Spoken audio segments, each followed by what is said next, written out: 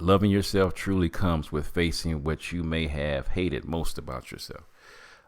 As you desire to grow, as you desire to become a complete person, a whole person, it is getting to the point where we can work around those edges, to where we can take some sandpaper of love and peace and joy and rub out all that self-hate that we had about ourselves.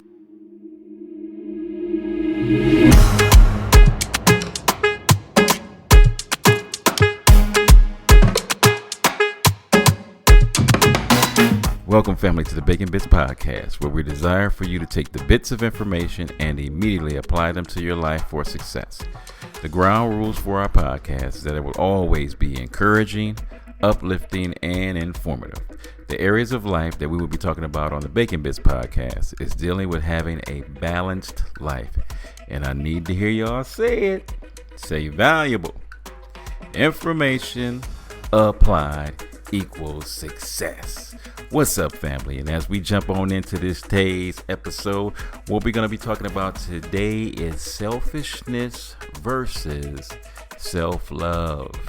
This is huge in our day and time because I'm a firm believer you should love yourself. Yes, God wanted you. He said to love others as you love yourself. So there's definitely some base to that. But also, we got to stay away from the selfishness, which is making sure it's all about you and the world revolves around you and nobody else matters but you. There's a lot of pain and hurt going on behind that. So it is pivotal that we differentiate between the two. So we just starting off with the definition of selfishness. It is the act of taking from others, using others, and even abusing others in order to get what we want without consideration for their well-being. Self-love is taking care of our needs and wants without taking advantage of others in the process. Look at the difference, man. We need to be sharing a little with yourself, and sharing a little with yourself doesn't automatically mean you're depriving other people. I am super big on this. So, if you heard me say it before, man, I love making money. Oh, I love making money. Why is that? Because it gives me a little bit of security for my life. And I make money for me. It makes me feel good. And I'm going to take the money that I make that makes me feel good, and I'm going to spend it on my queen and my beautiful children and myself. See, it's not selfish. I love being around positive people, man. If you hear our podcast and go back to the very first episode, we love encouraging and building people up, and we always have positive, encouraging people on the podcast. And I do that for me because I've learned so much from these people, but I also want it to be a blessing to the people that are hearing the podcast. See, it's a win-win situation. When it's done right and we are loving ourselves, it's a win-win because we understand that God created the person that we're across from, next to, and he's made them just as awesome as we are. And so what we ought to do is want the best for both parties. We are to share ourselves. Self-love recharges our emotional and spiritual batteries, which are always needing charging. You woke up having another beautiful day. You go out and love on everybody. First of all, I'm hoping that you filled your love tank first before you go out that house. Love all up on everybody, and then you come home and guess what? Replenish your tank, recharge your battery, because I do not want you getting to the point that you don't love you the way you deserve to be loved, and then you'll go out demanding that other people fill your love tank, and it's not their job. It's your job to fill your love tank. So when your tank is full, it's easy to go out and help other people be the best as they can be, because you've done the things that you needed to do to be the best that you can be. Because when you provided with the energy that you need to go out and give 100% to everything you do without completely depleting yourself in the process, that is phenomenal. Because you're never supposed to hit zero. Never, never, never, never, never, never. Yeah, we can get low. Yeah, we can get low, man. You go through life changes. You go through job layoffs, maybe divorces, bankruptcy. Guess what? We can get low. But it never should be to the point where you just deplete yourself and have nothing left. And when you get to that point, how you know you can have nothing left? That means you love yourself enough to call somebody to help them be your battery, to help them charge yourself, because at that moment you feel totally depleted. But I want you to still not be so depleted that you won't reach out. Pick up that phone and call a loved one. If you're in recovery, call a sponsor, but call somebody when you're feeling at your lowest. And guess what? Get that person to be there for you as you're recharging yourself back up. Self-love is unconditional. Self-acceptance. Ooh, we can stop right there and just hang out there for a minute. Right there.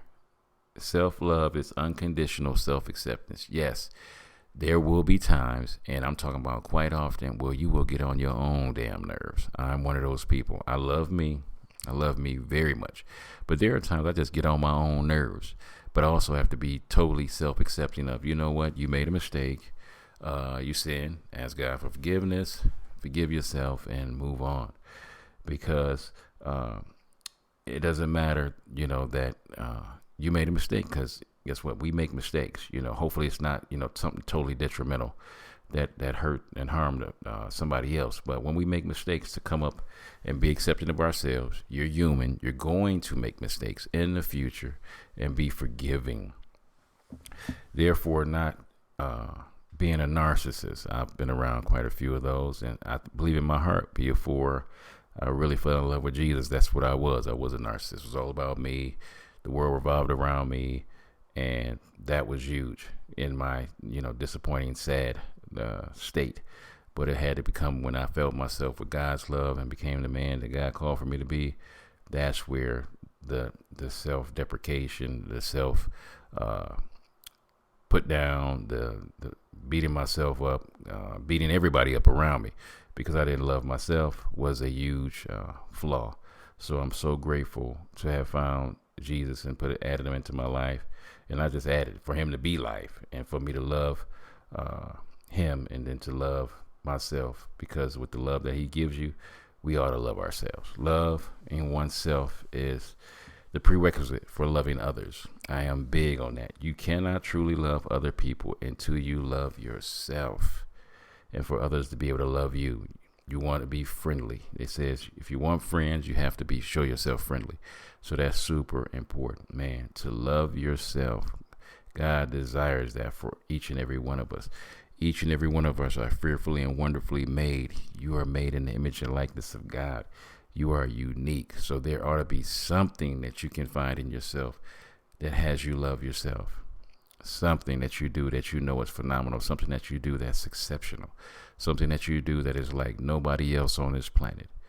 And when you are doing that, that ought to give you a right to say to yourself, you know what, I'm proud of me. I love me. I'm grateful for me. I am the only me that I know. Only people will never know me like I should know myself. So loving yourself truly comes with facing what you may have hated most about yourself. As you desire to grow, as you desire to become a complete person, a whole person, it is getting to the point where we can work around those edges, where we can take some sandpaper of love and peace and joy and rub out all that self-hate that we had about ourselves, whether it's about, I'm not the weight I want to be, I'm not the height I want to be, I'm not the color I want to be, I'm not have as much money as I want to have, I'm not doing the things that I want to do. Stop having that self-hate and getting to the point where, you know what, I'm going to love me for being me. That's very important. The thing is, until we can really shine a light on our insecurities, and we all have them, we will never truly be accepting of ourselves. Yeah, I am not great at everything. I mean, to name a few things, I'm not a big fixer of cars or things around the house. I'm not big on making sure that everybody is all right. I'm good at making sure people are, for the most part, are doing good around me, but I don't usually focus on everybody being all right. And that's one of those things that just taking care of the people that's closest to me, when it's, something bad happens on TV and something around the world happens, guess what? You get irritated, you get frustrated. But usually I always say to myself, if I can't do anything about it, there's no sense of me getting frustrated about it. And I just pray that the people that are in those areas, around those towns, will be able to do something to make that situation better. But that's one of those things that I know that, I'm not the best at doing. I'm usually out of sight, out of mind. That's one of the things I always have to constantly work on.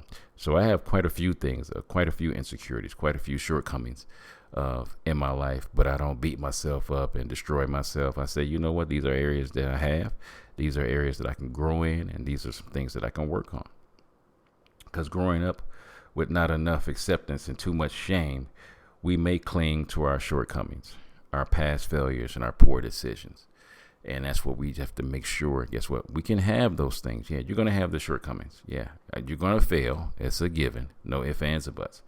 And you're going to make poor decisions. But in the process of that, guess what? Knowing you might didn't have enough information.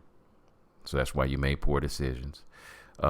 Knowing up front, guess what? You're human. You're going to make mistakes. And then you're going to come up short. Sometimes, guess what? We can shoot our best shot and fail. And even in that failure, you still have become a better person in the process of failing. So that's where we have to catch ourselves and say, you know what? I didn't get a chance to, do this or do that. But in the process of trying to do this or do that, you became a better person. So that's why we cannot minimize the good things that we know about ourselves and the positive qualities that we have. We cannot, and we should refuse to minimize those things. You are phenomenal at so many things, but we got to catch ourselves and say, you know what? I'm proud of myself. I put forth the effort. I tried to do this thing and it didn't work out, but guess what? I became a better person in the process. And we as human beings have a huge tendency to have a negative bias about life. How can I know that? Do we have to teach kids how to be bad? No. Kids are usually bad. We have to teach them how to be good. So as human beings, there's a bend that I know we have as human beings to have a negative side to us. So that's why we have to catch ourselves and say, you know what? I am not going to let stress and difficulty of life events, such as serious illness, and, sometimes, we didn't grieve the way we should have. I'm not going to let these things have such a negative effect on my self-esteem. Am I appreciating the people that's in my life now? Part of me appreciating the people that's in my life now is appreciating myself. Yes, self-love. Guess what? Make sure you're building yourself up. Talk to yourself and answer yourself in love. Prioritize yourself. I'm real big on this. I can't take care of the people that I love until I've taken care of me. I want to make sure I stay healthy so I can use this healthy body to help the people that I love around me. I am to give myself breaks from self-judgment. That's a big one. Stop being so hard on ourselves. We are human. We're going to make mistakes. We got to get back to trusting ourselves. This is a huge one with the clientele of people that I work with.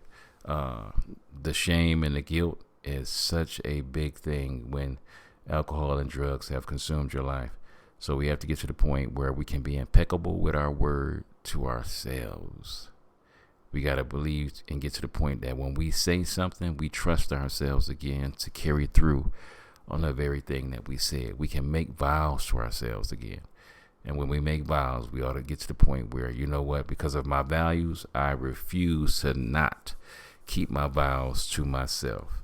I got to be true to myself, and I ought to be nice to myself. You deserve to be treated correctly. And firstly, you got to do that with yourself before you other people do that for you. So I really want you to think about that. Stop the selfishness, stop the self-hate, and get back to the point of self-love. Loving yourself because you deserve to be loved. This is your boy John Bacon with another segment of Bacon Bits. I love you. Keep on looking in the mirror at yourself and say, I love you. God bless. All right, what's up, family? It's your boy John Bacon from the Bacon Bits podcast. Thank you so much for your support, likes, and ratings. Please don't just listen, but rate me, follow me, and subscribe. This is an amazing way to offer free support. My beautiful queen and I have some books that we have written for your growth. So the first book we have is a workbook, actually. It's called Healthy Relationships, and this is a workbook through the lens of faith. because what makes a relationship healthy or unhealthy? So this workbook is designed, it's a 12-week, it's a biblically grounded course, and every week has a few different principles. So if some of our principles, some of our topics that we're covering are respect, cultivating security. And this is not just between a husband and wife. This is between parents, between siblings, between friends, between your bosses, employers. So it's really important, and everyone deserves a healthy relationship. And also we have The Balanced Life by John Bacon. It covers how to be prosperous in your finances, relationships, your health, your mind, and your spirit. So you can pick that up on Amazon, also on audiobook. And we also have The Unraveling, a creative healing journal, pinings, poems, prayers, and ponderings of my precarious life. I've had a testimony of I've had 2 brain tumors and 2 brain surgeries, and I'm super grateful, but I'm still grieving the process of healing. And this is part of the process. In this book, you have devotionals, you have prayers, and you have some ponderings.